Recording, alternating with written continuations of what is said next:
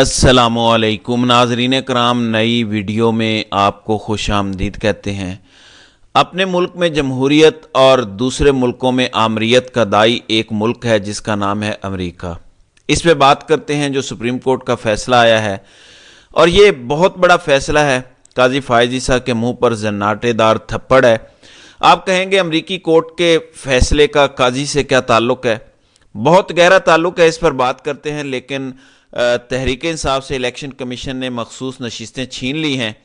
یہ کوئی حیران کن فیصلہ نہیں ہے، یہ پہلے سے طے ہے، لندن پلان کا حصہ ہے کہ پی ڈی ایم جماعتوں کو 2/3 اکثریت دینی ہے۔ 2 سے 3 ایکسٹینشنز ہیں جو پاکستان کی جڑوں میں بیٹھ چکی ہیں۔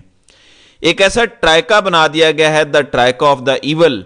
ایک دوسرے کے ساتھ جینے مرنے کی یہ قسمیں کھا چکے ہیں۔ اس میں 2/3 اکثریت صرف ایک بندے کو چاہیے تاکہ یہ ٹرائکا چلتا رہے اور ظلم و جبر کا نظام ایسے ہی چلے۔ اور اس ٹرائکے کا اہم ترین بندہ جس کے لیے 2/3 اکثریت چاہیے وہ ہے قاضی۔ میں آپ کو یہ بتا چکا ہوں کہ 2/3 اکثریت حاصل کر کے سینٹ میں بھی تحریک انصاف کو کم سے کم نمائندگی دلوا کے، تاکہ 2/3 اکثریت اتحادی جماعتوں کی وہاں پر ہو اور قاضی القضاء کی نوکری کی مدت بڑھا دی جائے آئینی ترمیم کر کے۔ اور اس طرح یہ حکومت جتنا بھی عرصہ رہتی ہے، 3 سال رہتی ہے، اتنی مدت بڑھا دی جائے۔ سال ابھی گزر جائے گا تقریباً، پھر 3 سال بڑھا دی جائے تو 3.25 سال تک ایک حکومت کی مدت پوری سمجھی جاتی ہے۔ پاکستان میں اتنی ہی حکومت چلتی ہے۔ تو یہ ان کا منصوبہ ہے۔ فیصلہ کیا آیا ہے تحریک انصاف کے خلاف؟ الیکشن کمیشن کے خلاف 2019 کے ایک فیصلے کا تحریک انصاف سہارا لے رہی تھی۔ الیکشن کمیشن کے فیصلے میں لکھا ہے کہ تحریک انصاف نے اس فیصلے کا حوالہ ضرور دیا، لیکن تحریک انصاف وہ فیصلہ پیش نہیں کر سکی، کوئی کاغذ پیش نہیں کر سکی۔ امیجن کریں ذرا، الیکشن کمیشن کا اپنا فیصلہ ہے، لیکن وہ کہہ رہے ہیں کہ تحریک انصاف اس کا حوالہ پیش کرے۔ آپ کا اپنا فیصلہ ہے تو آپ نکال کے دیکھو اور اس کے مطابق فیصلہ کرو۔ اور وہ فیصلہ یہ تھا کہ جب ایک جماعت نے پہلے سے لسٹ نہیں دی ہوئی مخصوص نشستوں کے لیے یا خواتین کے لیے، جب وہ بعد میں جیتے سیٹیں 3 تو ان کو مخصوص نشست الاٹ کر دی گئی۔ بعد میں تحریک انصاف کو یہی کہا جا رہا ہے کہ بعد میں نشستیں نہیں دے سکتے، اس کی آئین اور قانون میں اجازت نہیں ہے۔ الیکشن سے پہلے آپ کو مخصوص نشستیں اپلائی کرنی پڑتی ہیں، لیکن وہاں پہ یہ کر چکے ہیں 2019 میں۔ لیکن فیصلے میں لکھا ہوا ہے تحریک انصاف اپنے دعوے کی سپورٹ میں کوئی پیپر نہیں دے سکی۔ اگر تحریک انصاف نے نہیں دیا تو یہ ان کے وکلاء کی غلطی ہے، ان کی خامی ہے، کیونکہ یہی چیز سپریم کورٹ میں بھی آئی تھی جب بلے کے نشان کا فیصلہ ہوا تھا کہ اکبر ایس بابر کو جو نکالا گیا ہے اس کا دستاویزی ثبوت کوئی نہیں ہے۔ یہی سپریم کورٹ نے کہا، اور انہوں نے کوئی بھی کاغذ پیش نہیں کیا۔ ہمیشہ ایک فائل یا ایک سکرین شاٹ ڈال دیتے ہیں سوشل میڈیا پر کہ دیکھیں اکبر ایس بابر کو تو نکال دیا گیا تھا 2011 میں، لیکن وہ عدالت میں پیش کرنا تھا پوری کارروائی جو ہونی تھی آئین کے مطابق، جو پی ٹی آئی کا تھا، وہ ساری بتانی تھی کہ کیسے ایک ممبر کو نکالا گیا اور سارا کچھ جو ہونا تھا، لیکن نہیں دکھایا گیا۔ اگر تو ای سی پی نے جو لکھا ہے وہ فیصلے کی بنیاد ہے تو پھر تو یہ ہائی کورٹ سے اوور ٹرن ہونا چاہیے یا سپریم کورٹ سے، کیونکہ وہاں پہ یہ پیپر دکھایا جا سکتا ہے کہ دیکھیں ای سی پی نے یہ لکھا ہوا ہے، یہ پیپر ہے جو ان کا اپنا فیصلہ ہے، تو انہوں نے اپنے فیصلے کی خلاف ورزی کی ہے، یہ اوور ٹرن ہونا چاہیے۔ لیکن منصوبہ سازوں نے کیونکہ فیصلہ کیا ہوا ہے اور لندن پلان میں 2/3 اکثریت دینی تھی اتحادی جماعتوں کو، تو وہ کرنے کے لیے ضروری ہے کہ مخصوص نشستیں تحریک انصاف سے چھین کے وہاں دی جائیں۔ اگر تحریک انصاف کو ساری مخصوص نشستیں مل جاتی ہیں تو پھر ان کے پاس 2/3 اکثریت نہیں رہتی۔ بس یہی فرق ہے، یہی سارا ڈیفرنس ہے، اور اسی وجہ سے یہ گیم ڈالی گئی ہے۔ ظاہر ہے صدارتی انتخابات میں بھی یہ نہیں چاہتے کہ کوئی ٹف ٹائم ہو، یہ نہیں چاہتے کہ سینٹ کے الیکشن جو مارچ میں ہی ہونے ہیں اس میں بھی تحریک انصاف اپنے زیادہ سینیٹرز الیکٹ کروا سکے۔ خیبر پختونخوا اسمبلی میں مخصوص نشستیں 30 بن رہی ہیں۔ جو جماعتیں ٹوٹل 15 سے 17 سیٹیں جیتی ہیں ان کو 30 مخصوص نشستیں دینے جا رہے ہیں خیبر پختونخوا میں، تاکہ وہاں بھی تحریک انصاف کی 2/3 اکثریت نہ رہے۔ تو اس طرح گیم ڈالی جا رہی ہے، ہر طرح سے گھیرا ڈالا جا رہا ہے اس نظام کو مکمل کیپچر کرنے کے لیے۔ ناظرین اکرام، امریکی سپریم کورٹ ایسے وقت میں فیصلہ دیتی ہے جب ڈونلڈ ٹرمپ آن ریکارڈ موجود ہے، اور یہ بڑا امپورٹنٹ ہے سمجھنا آپ کے لیے کہ کتنا فرق ہے پاکستان اور امریکہ میں۔ ڈونلڈ ٹرمپ نے بولا تھا کہ I will obliterate the deep state, یعنی صفحہ ہستی سے مٹا دوں گا، ان کو فنا کر دوں گا جو ڈیپ اسٹیٹ ہے یعنی اسٹیبلشمنٹ کو۔ آپ مجھے ایک بات بتائیں، پاکستان کی ڈیپ اسٹیٹ زیادہ طاقتور ہوگی یا امریکی ڈیپ اسٹیٹ جس کے پاس زیادہ پیسہ، زیادہ خفیہ فنڈز وغیرہ ہیں، آڈیو ویڈیوز کا خزانہ کس کے پاس زیادہ ہوگا؟ آپ مجھے بتائیں۔ اس کے باوجود 9 کے 9 ججز نے کہا کہ لوراڈو کی جو ریاستی سپریم کورٹ ہے وہ یہ اختیار نہیں رکھتی کہ وفاقی عہدے کے لیے وہ کسی شخص کو روک سکے، الیکشن لڑنے سے روک سکے۔ ڈونلڈ ٹرمپ الیکشن لڑے گا، تمام ریاستوں کے بیلٹ پیپر پر ڈونلڈ ٹرمپ ہوگا۔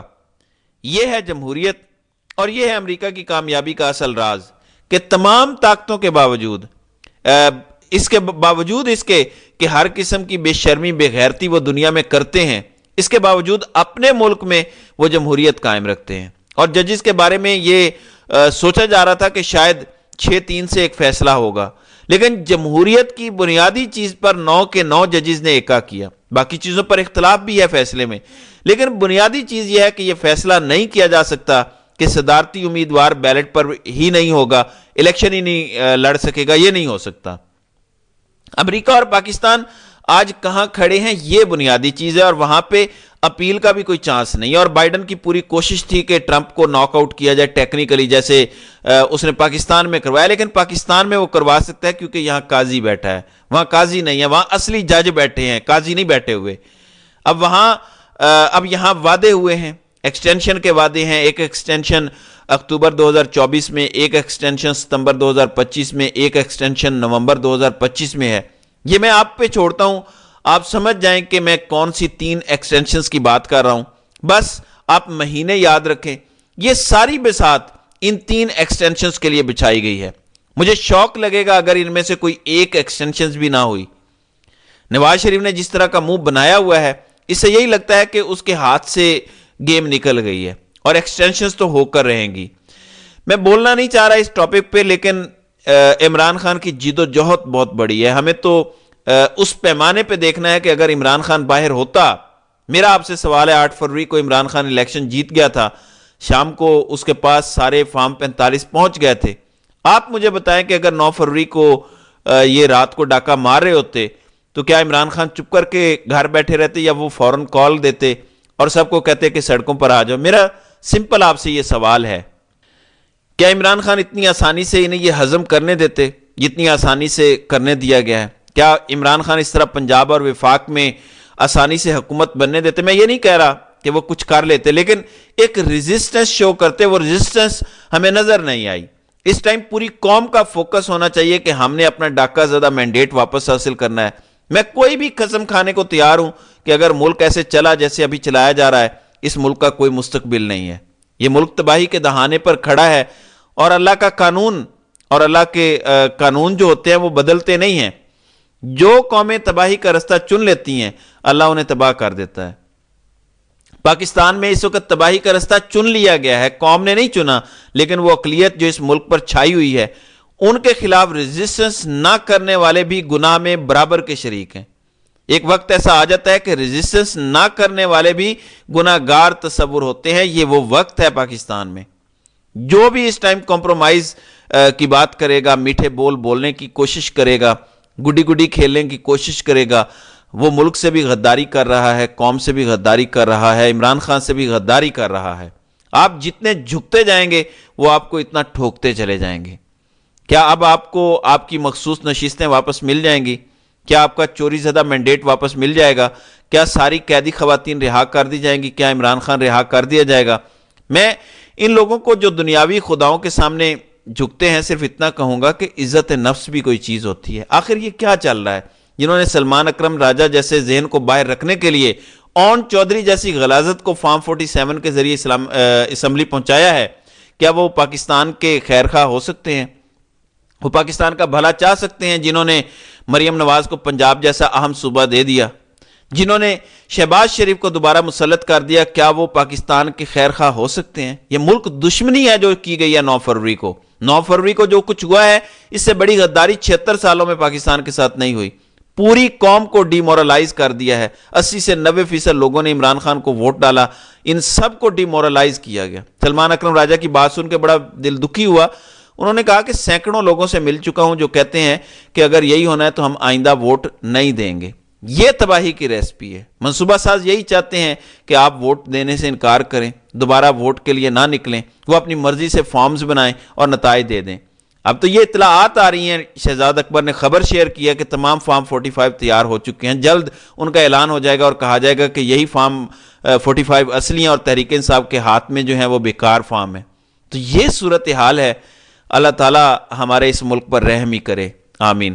تو ناظرین کرام، آپ کی اس ویڈیو کے حوالے سے کیا رائے ہے؟ آپ اپنی رائے کا اظہار کامنٹ سیکشن میں ضرور کیجیے گا۔